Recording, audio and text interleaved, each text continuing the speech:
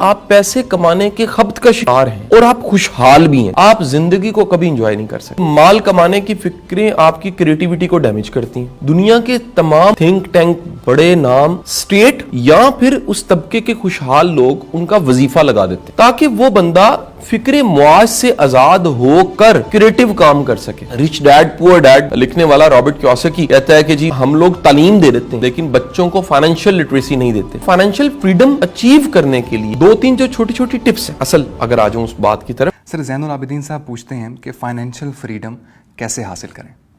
اچھا، یہ بڑا ایک میچور کوشچن ہے، اس لیے کہ فائنینشیل فریڈم کی بجائے ہم کہیں نہ کہیں امیر ہونا چاہتے ہیں، اور امیر ہونے یا اپنی غربت کو ختم کرنے کی وش جب بنا لیتے ہیں، گول بنا لیتے ہیں، اور ہم اپنی غربت کو ختم کرنے کی جب تگودو شروع کرتے ہیں تو کہیں نہ کہیں خدشہ یہ ہوتا ہے، بلکہ ہو جاتا ہے کہ ہمیں پیسے کمانے کا خبط مل جاتا ہے۔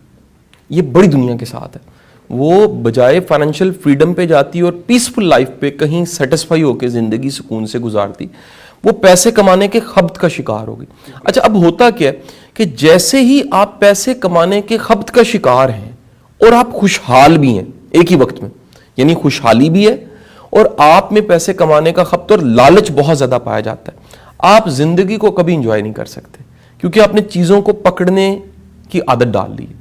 آپ پیسے کو ہولڈ کرنا چاہتے ہیں، مال کو ہولڈ کرنا چاہتے ہیں۔ جب تک آپ اپنے مال کو، پیسے کو اپنا غلام نہیں بنائیں گے، یہ آپ کا حاکم بنا رہے گا۔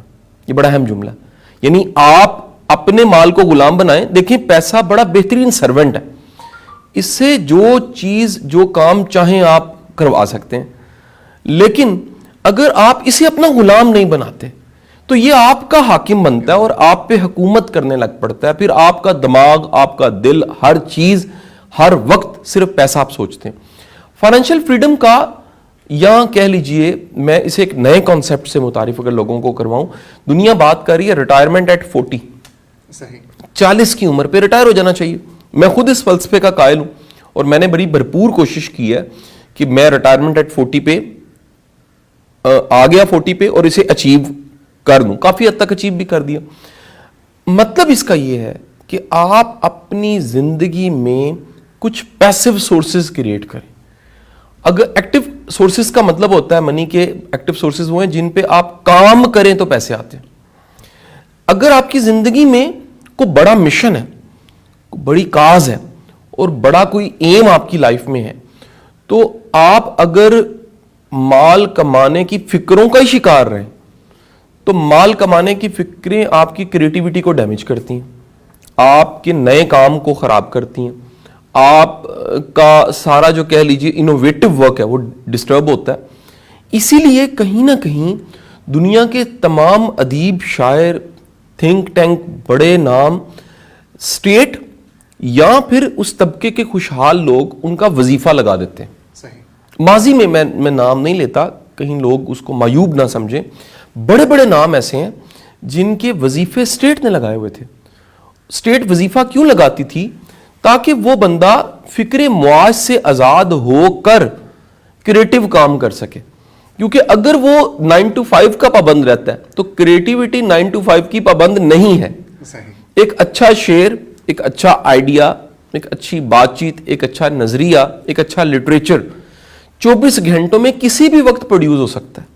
دنیا کا کوئی بھی ادبی، لٹریری بندہ، وہ اگر نوکری کے ساتھ، یعنی نوکری میں ادبی ہونا چاہے، یعنی اسے نوکری مل گئی ادبی ہونے کی، تو وہ لٹریچر پروڈیوس نہیں کر سکے گا۔ لٹریچر کی آمد کا کوئی وقت نہیں ہے۔ میرا بڑا پسندیدہ رائٹر ہے رسول حمزہ توف، اس کی کتاب ہے میرا داغستان، یہ فکشن ہاؤس نے اس کا ترجمہ کیا ہے، میرا داغستان کے نام سے چھپی رسول حمزہ توف۔ رسول حمزہ توف کہتا ہے کہ ایسا ممکن ہے کہ آپ کسی اور دنیا میں رہتے ہوئے کچھ پروڈیوس کر رہے ہوں اور باقی دنیا کسی اور جگہ ہو، یعنی آپ کے ارد گرد سب موجود ہیں اور آپ تنہائی کا شکار ہیں کیونکہ اندر کی دنیا میں تنہائی ہے۔ ایسا ممکن ہے کہ باہر اجاڑ ہے لیکن آپ تخلیقی حالت میں ہیں اور اس وقت آپ کریٹ کر رہے ہیں۔ دنیا کے بڑے بڑے لوگوں کے وظیفے لگا دیے جاتے ہیں۔ میں کہتا ہوں فائنینشیل فریڈم اچیو کرنے کے لیے 2-3 جو چھوٹی چھوٹی ٹپس ہیں. اصل اگر آ جاؤں اس بات کی طرف, ایک تو اپنے زندگی کے سفر کو وقت پہ شروع کرنا چاہیے. ہمارے زیادہ تر ینگسٹرز وہ ذمہ داریاں دیر سے قبول کرتے ہیں, بڑا وقت گزر چکا ہوتا ہے, وہ کہتے ہیں جی ہم تب کمائیں گے جب ذرا 25-30 سال کے ہو جائیں گے. آپ کو بڑی دنیا ملے گی, کہتے ہیں جی ہم ذرا پاؤں پہ تو کھڑے ہو جائیں پھر شادی کر لیتے ہیں. آج کل شادیوں کا ٹرینڈ اب دیکھیں 30-35 سال کی عمر کے بعد لوگ شادیاں کرنے لگ پڑے. اس کی وجہ یہ ہے کہ وہ فائنینشلی ذرا بہتر نہیں ہوتے. میرا کہنا یہ ہے, میری نصیحت یہ ہے, ایڈوائز یہ ہے کہ ہمیں اپنے بچوں کو بڑی ینگ ایج میں کچھ نہ کچھ ذمہ داریاں ضرور دینی چاہیے. وہ انٹرنشپ کی شکل میں ہو, وہ کوئی پارٹ ٹائم جاب کی شکل میں ہو, وہ کسی نہ کسی اسائنمنٹ, ٹیوشن پڑھانا ہو, کوچنگ ہو, کوئی کنٹینٹ پروڈیوس کرنا ہو, کوئی یوٹیوب چینل چلانا ہو, کوئی اسکرپٹ لکھنا ہو, کوئی ایسی جاب, کوئی ایسا کام جس سے کہیں نہ کہیں ان کے پاس فائنینشیل لٹریسی ہے, ان کا فائنینشیل علم بڑھے. جس کو رچ ڈیڈ پور ڈیڈ لکھنے والا رابرٹ کیوساکی کہتا ہے کہ جی ہم لوگ تعلیم دے دیتے ہیں لیکن بچوں کو فائنینشیل لٹریسی نہیں دیتے. اس وجہ سے بڑے پڑھے لکھے لوگ بھی خوشحال نہیں ہیں, بلکہ وہ مائنڈ کرتے ہیں اس بات کو کہ آپ اس طرح کیوں کہہ رہے ہیں. دراصل ان کے پاس فائنینشیل لٹریسی نہیں ہوتی. تو ہمیں اپنے بچوں کو بڑی ینگ ایج میں, کہیں ٹین ایج میں, انہیں تھوڑا بہت فائنینشیلی لٹریٹ کرنا چاہیے. انہیں چھوٹے چھوٹے کاروبار کے تجربے کروانے چاہیے. ان کو غلطیوں کی بھرپور گنجائش دینی چاہیے.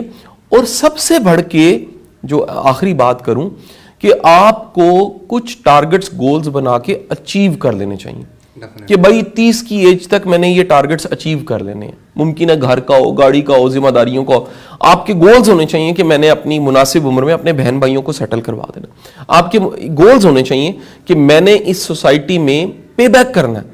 یہ پے بیک والی حالت بڑی ضروری ہے. جب تک آپ پے بیک نہیں کرتے آپ بڑے اندر سے بڑے نہیں ہوتے.